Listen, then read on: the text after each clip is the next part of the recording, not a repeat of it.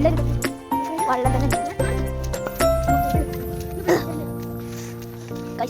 ഇതാണ് അവസ്ഥ. ആകെ വെള്ളം ആകെ വെള്ളം പറഞ്ഞാൽ ആകെ ഇവിടെ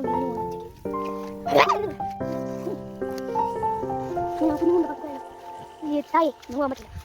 ആകെ വെള്ളമാണ്. മഴ പെയ്തിട്ടുണ്ട്. പിന്നെ ഗൈസ് വേറെ പറയുകയാണെങ്കിൽ നല്ല വെള്ളം എടുക്കണോ. അതൊക്കെ മഞ്ഞാണ്, കഴിക്കുന്ന മഞ്ഞാണ്.